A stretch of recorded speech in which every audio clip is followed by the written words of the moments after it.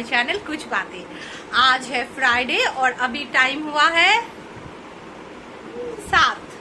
तो अभी मैं ब्लॉग स्टार्ट कर रही हूँ। आज दिन भर मैंने कोई शूट नहीं किया। मैं बहुत थकी हुई थी, पता नहीं क्यों सुबह उठकर मेरा तबीयत बहुत ख़राब हो रहा था। पैर में बहुत दर्द हो रहा था और मैंने सोचा था कि दोपहर को अच्छे तरह से मैं रेस्ट लूँगी तो मैं फिट हो जाऊँगी। लेकिन अमायरा तो अमायरा है, अमायरा ने मुझे सारे दोपहर बहुत परेशान किया। उसने बिल्कुल मुझे सोने नहीं दिया और वो जो है मतलब खेलती रही, पूरे दोपहर खेलती रही। अभी वो अपने पापा के साथ यहाँ पे खेल रही है और मुझे वीडियो करते हुए देख के वो मतलब मेरे पास आना चाहते हैं। तो अभी मैंने कुकिंग शुरू किया है। तो आज कल जैसे मैंने बताया था कि मोगलाई बनाने वाले हूँ, तो कल तो नहीं बना क्योंकि प्लान हमेशा ही हमारा चेंज होते रहते हैं। तो आज वो बनने वाला है मोगलाई पराठा। और आज जो है मैं यहाँ पे गोभी बना रही हूँ। यहाँ पे मैं आज रात के खाने के लिए मामोनी ने पूछा था कि क्या बनाया जाए, तो मैंने कहा था कि गोभी बना लेते हैं चलो। फिर शुक्रिया ऑफिस से आने के बाद उसने बताया कि गोभी नहीं, आज बनेगा मुगलाई पराठा। तो अंडा था नहीं तो अंडा लाया है और मामोनी यहाँ पे मैदे को तैयार कर रहे हैं मुगलाई परोठा के लिए। मैदा है, यहाँ पे रिफाइंड ऑयल है और ये मैदा तैयार हो रहा है मुगलाई परोठा के लिए। मैं दिखाऊंगी कि कैसे बनाते हैं मेरे हस्बैंड मुगलाई परोठा, अच्छे बनाते हैं।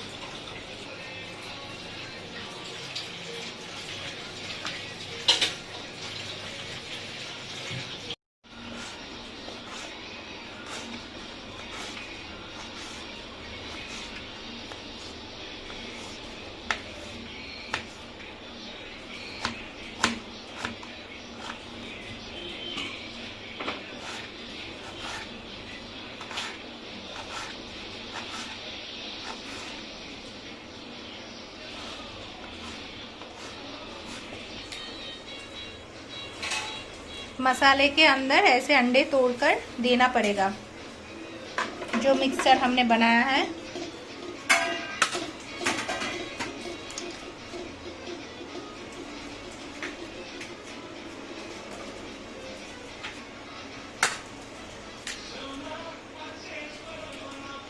आप प्याज दे दीजिए उसके अंदर।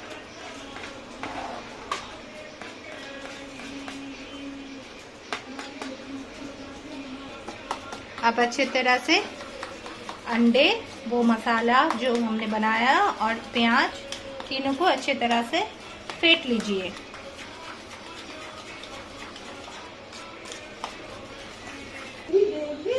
इसमें नमक भी दीजिए।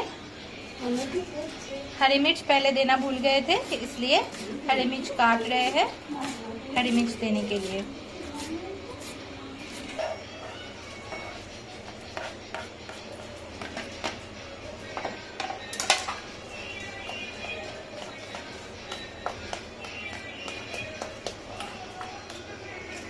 मसाले को अच्छी तरह से फाड़ के तैयार किया जा रहा है। ये जो मैदे से बनाया गया है रोटी जैसा, इसको ऐसे फोल्ड किया जाएगा पहले।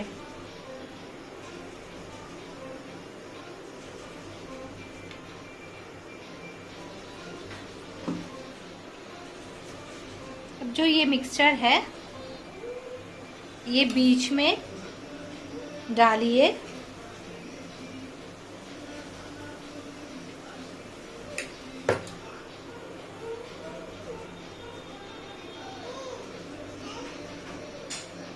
अब इसको एनवेलप जैसे आप मोड़ दीजिए।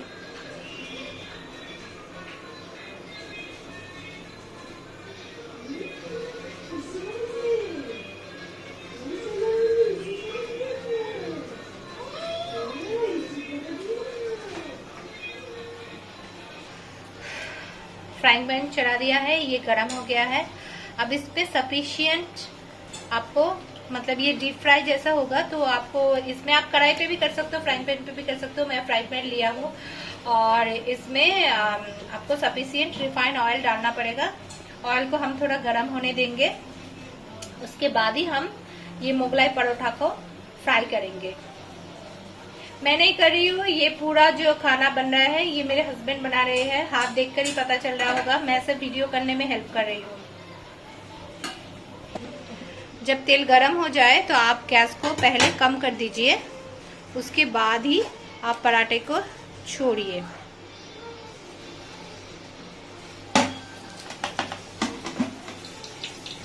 पराठे को डायरेक्ट मत छोड़िए, हाथ में तेल लग सकता है, इसीलिए आप ऐसे ही किसी चम्मच या किसी चीज का मदद लेके आप छोड़िए और ऐसे इसके ऊपर से तेल डालते रहिए।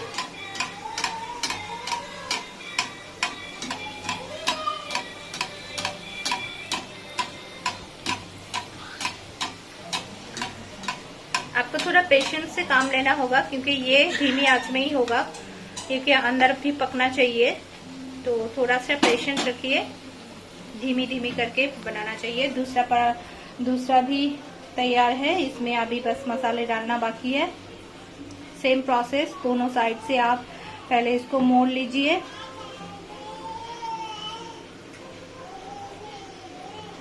उसके बाद आप बीच में आप मसाले डालिए।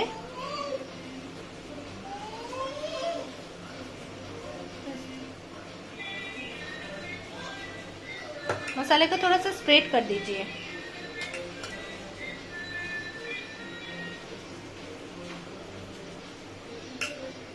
उसके बाद एनवेलप जैसे आप इसको फोल्ड कीजिए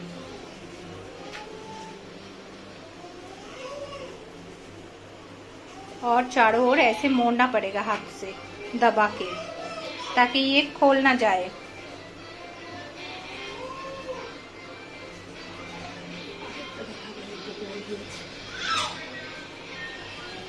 ये वन साइड हो गया है, इसको आप पलटना पड़ेगा।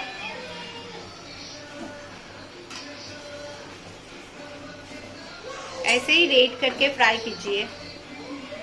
हम खाना बना रहे हैं, तब इस साइड में ये महारानी जो है डांस कर रही है।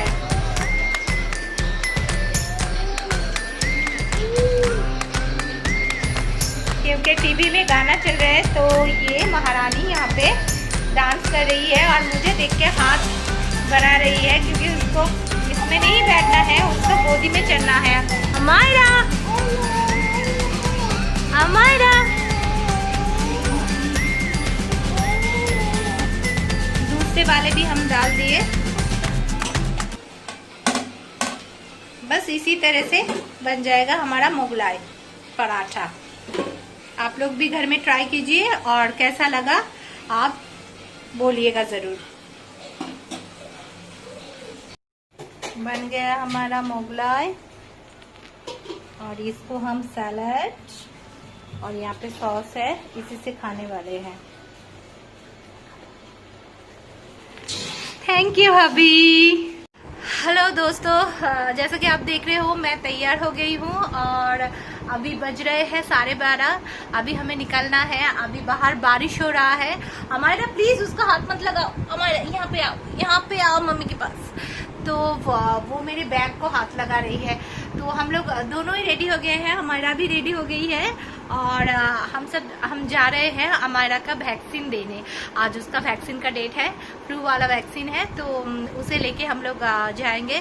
तो आज डेट तो पिछले हफ्ते का था, जैसे आप लोगों को पता है। उसके बाद तबीयत खराब हो गया था, इसलिए हमने पोस्टपोन किया था। तो डॉक्टर ने कहा था कि आज देने के लिए, तो हमने सुबह अपॉइंटमेंट ली डॉक्टर से। तो डॉक्टर ने कहा 1:30 बजे से पहले जाने के लिए।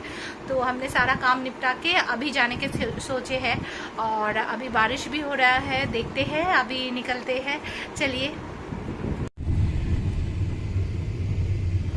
निकल चुके हैं हम लोग, अभी जा रहे हैं। ये रहा मायरा। ये टाइम मुझे बहुत बुरा लगता है, वैक्सीन देने के बाद उसका जो तबीयत ख़राब होता है ना, उस वजह से मुझे बहुत बुरा लगता है।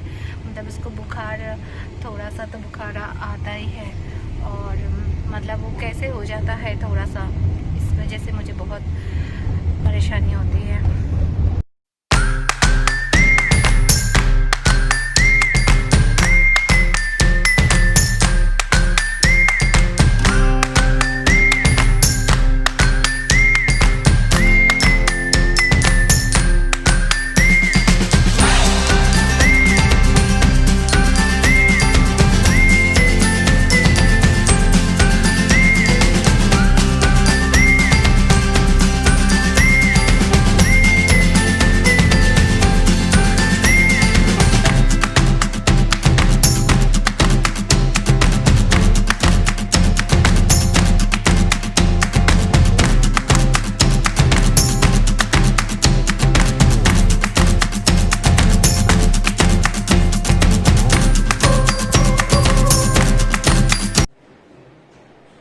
हम लोग अभी डॉक्टर के यहाँ पे आ गए हैं। अभी वेट कर रहे हैं, हमारे आगे 2 पेशेंट है, उसके बाद ही हमारा का होगा।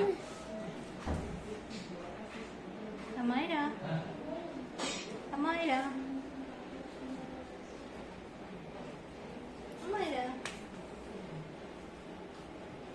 हमारा अपने सॉक्स को खींच रही है।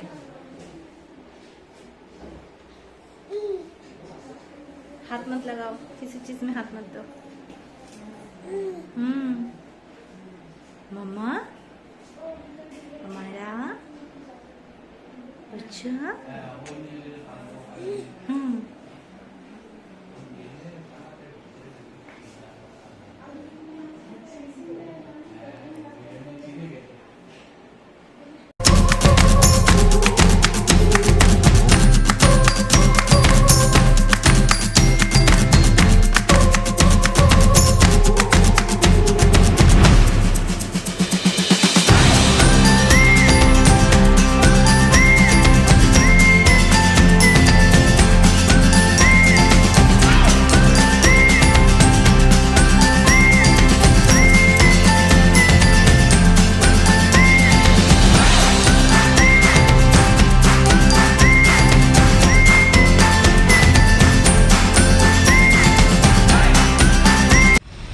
वैक्सीन दे दिया हमारा को। अभी हम लोग लौट रहे हैं। हमारा अभी सो गई है, उसको बहुत ज़ोर से नींद आई थी और वो सो गई है। अभी हम लोग रास्ते में ही हैं, बहुत लेट हो गया, टाइम लगता है थोड़ा सा। वैसे चेकअप किया, डॉक्टर ने कहा सब ठीक है। चलिए घर चलते हैं, बारिश भी रुक गया है।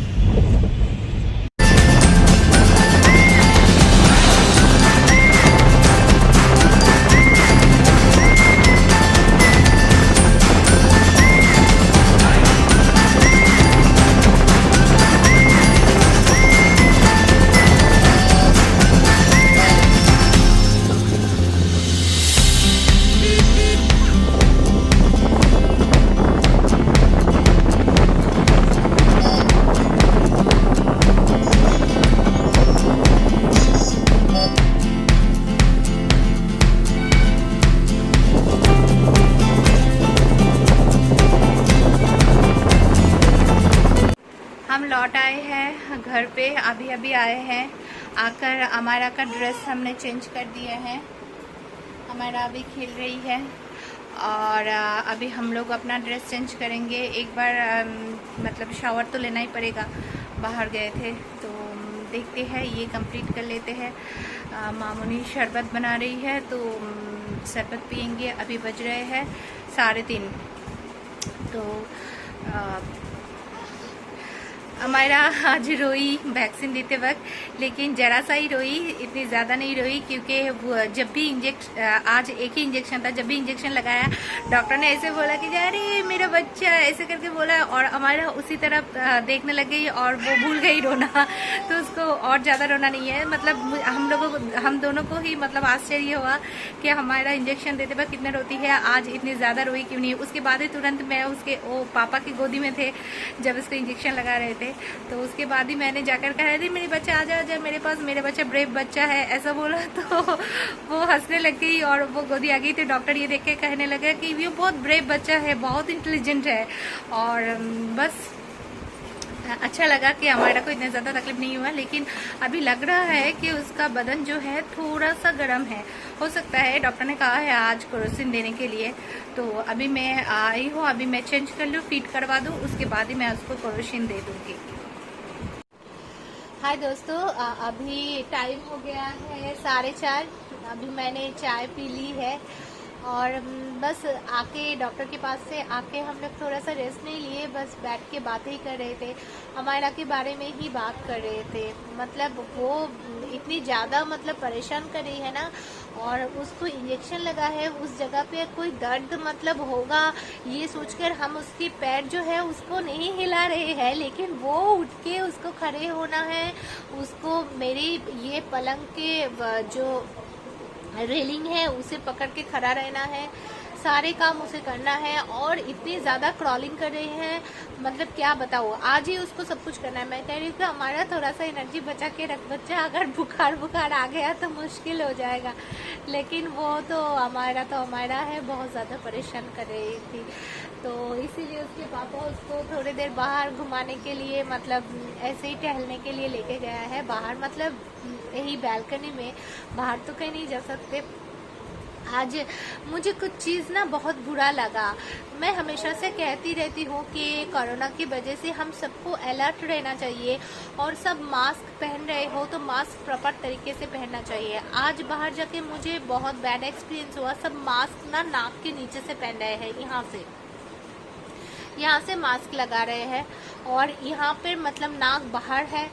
और डॉक्टर के पास जाकर मैंने देखा, एक लेडी ने जो मास्क था वो यहाँ पे लगा के रखा था, ऊपर नहीं उठा रहे थे, यहाँ पे लगा के रखा था। तो मुझे बहुत गुस्सा हुआ, क्योंकि हम लोग तो मास्क डाले हुए थे, लेकिन मेरी बच्ची तो मास्क नहीं डाली हुई थी ना। अब डॉक्टर की जगह पर एक सेंसिटिव जगह है, वहाँ पे जो बच्चे लोग होते हैं 2 इयर्स के नीचे से डॉक्टर हमेशा मना करते हैं मास्क पहना के लेके जाने से, तो हम नहीं लेके जाते हैं। लेकिन बच्चों को सिक्योरिटी के लिए बड़े लोगों को सबको तो मास्क डालना ही चाहिए।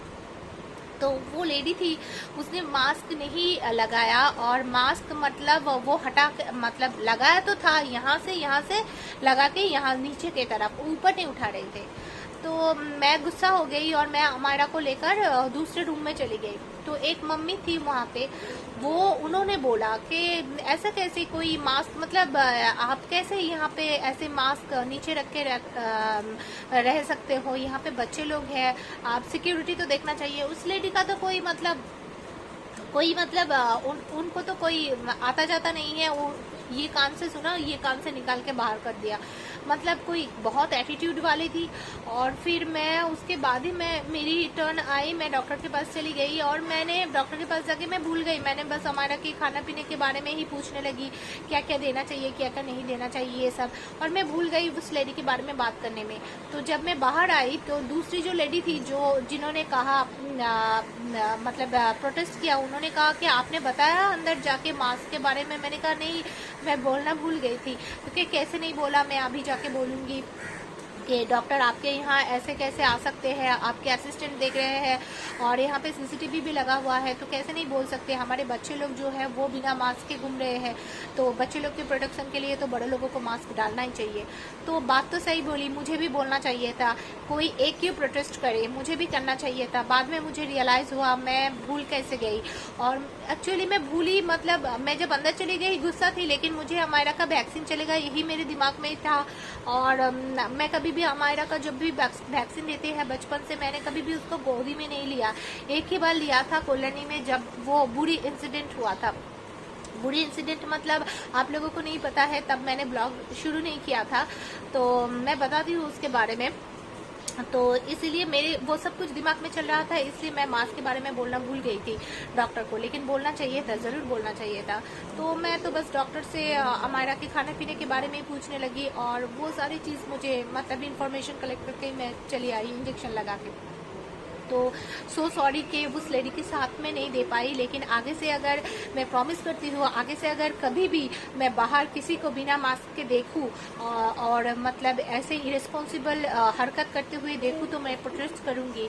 और मैं ये आशा करती हूँ जो मुझे सुन रहे हो अभी आप लोग, मेरी व्यूअर्स, प्लीज़ आप भी ऐसा कीजिए। अगर बिना मास्क के आप किसी को भी देखते हो, आप खुद क्यों ना मास्क लगा के रखे हो, आप उनको बोलिए। जैसे ओला में बैठी मैं, आज मैंने देखा ओला जो ड्राइवर था वो मास्क हटा के बैठा हुआ था, तो मैंने उठ के ही बोला कि भैया आप मास्क पहले ऊपर उठाओ, मेरी बच्ची है। फिर उसने उठा दिया, उसने कुछ नहीं बोला। तो ऐसे प्लीज़ आप सब भी प्रोटेस्ट किया करो, आप सब तो मास्क डाला करो और आप सब भी प्रोटेस्ट किया करो। देखो तकलीफ तो हमें भी होता है, मुझे तो बहुत ज़्यादा तकलीफ होता है मास्क डाल के मैं नीचे की ओर, मतलब देखने में बहुत तकलीफ होता है, सीढ़ी उतरने में बहुत तकलीफ होता है, लेकिन तकलीफ हमें लेकर ही साथ चलना है। अभी जो सिचुएशन है क्या करें, अभी यही सिचुएशन है।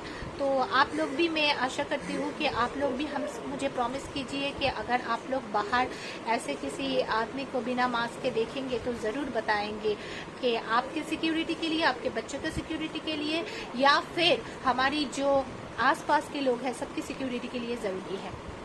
अब मैं आती हूँ हमारा की वो वैक्सीन वाली बात के बारे में जो अभी बातों बातों में निकल आया।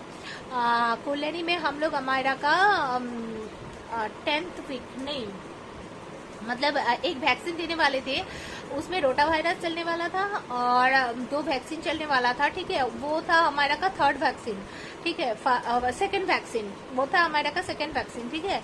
हमारा का 2nd वैक्सीन हम कॉलोनी में देने गए थे। लॉकडाउन की वजह से हम कॉलोनी में अटक गए थे अपने पापा के घर में, तो वहाँ पे हम लोग चाइल्ड स्पेशलिस्ट, एक लेडी डॉक्टर हमें मिला था, तो उनसे जाकर पहले अगले मतलब जिस दिन वैक्सीन दिया उसके पहले दिन मेरे हस्बैंड जाके बात करके आए थे कि हमें इम्पोर्टेंट वैक्सीन लगाते हैं, पेनलेस वैक्सीन लगाते हैं, और ये नाम है, पूरा डिटेल्स दे के आए थे। जो वैक्सीन का चार्ट था वो दिखा के आए थे।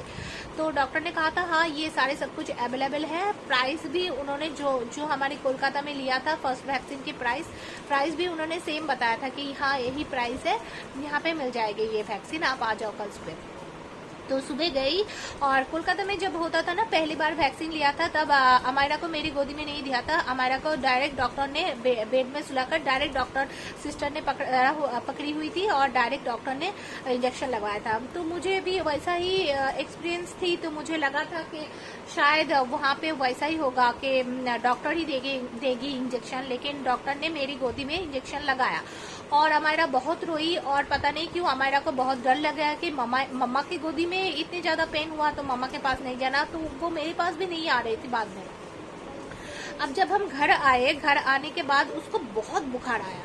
मैंने कहने लगी पेनलेस है, फीवरलेस है, उनको इतने ज़्यादा बुखार कैसे आ गया। तो फिर मेरे हस्बैंड जो इंजेक्शन जो डॉक्टर ने लगाया था, मेरे हस्बैंड ने पहले बोल दिया था कि डॉक्टर जो इंजेक्शन के जो बोतल में जो स्टिकर लगा हुआ होता है वो स्टिकर आप फेंकिएगा मत, क्योंकि वो स्टिकर हमें निकाल के वैक्सीन चार्ट में लगाना है। अब हम शायद सबको मालूम होंगे, हमें डॉक्टर ने भी बता दिया था कि वैक्सीन चार्ट में इंजेक्शन की स्टिकर लगाया जाता है, क्योंकि बच्चों को कौन सी कंपनी के इंजेक्शन मिल रहा है या फिर सारे डिटेल्स जैसे रहना चाहिए, इसी वजह से। तो इंजेक्शन की चट में वो इंजेक्शन मतलब वो हमें लगाना है तो आप मत फेंकिएगा। लेकिन डॉक्टर ने हमारे सामने ही वो इंजेक्शन देने के बाद वो सारे जो बोतल थे उसको डस्टबिन में फेंक दिया। फिर मैंने कहा कि मैडम आपने फेंका क्यों, हमने मना किया। तो कहने कि अब तो मैंने फेंक दिया, अब क्या होगा। तो मेरे हस्बैंड ने कहा कि आप फेंक सकते हो लेकिन हमें ये जरूरत है बच्चे के लिए, हमें इसको डस्टबिन से भी उठाना पड़ेगा। तो मेरे हस्बैंड ने डस्टबिन से वो इंजेक्शन की बोतल्स उठाए और स्टिकर जो है उसको निकाल के चर्ट में लगाया। जब हम लोग घर में आ गए, मेरे को इतना ज्यादा बुखार आया तो मेरे हस्बैंड को थोड़ा सा डाउट हुआ। तो हस्बैंड ने कहने लगा कि ठीक है मैं देखता हूँ कि उसको क्या इंजेक्शन लगा है। जब वो स्टिकर निकाल के जब वो चार्ट में लगाने जा रहा था तब स्टिकर देखकर वो हैरान हो गया। वो हमने सारे इम्पोर्टेड इंजेक्शन के पैसे दिए थे और इम्पोर्टेड इंजेक्शन के नाम, कंपोजिशन सब कुछ बताया था, लेकिन उन्होंने लगाया था इंडियन इंजेक्शन जो कि पेनफुल इंजेक्शन है। हमने तभी गूगल किया और गूगल से पता चला कि इसका क्वालिटी और इसका प्राइस बहुत ज्यादा डाउन है पहले वाला इंजेक्शन से। हमें तो हमारा दिमाग तभी घूम गया। हमारे को पूरी रात हम रख नहीं पाए, इतनी ज्यादा बुखार आया था। उसको 4 बार क्रोसिन देना पड़ा, फिर भी बुखार कम नहीं हुआ। अगले दिन हम डॉक्टर के पास गए और बहुत कुछ मतलब पूछा डॉक्टर से कि आपने ऐसा क्यों किया। डॉक्टर पहले तो मानने को तैयार ही नहीं थे कि पेनलेस नाम के कोई इंजेक्शन होता है या फिर इम्पोर्टेड कोई इंजेक्शन होता है। फिर डॉक्टर उल्टा सीधा कहने लगे, तब मेरे हस्बैंड ने भी बहुत कुछ कह दिया, बहुत बहस हुई।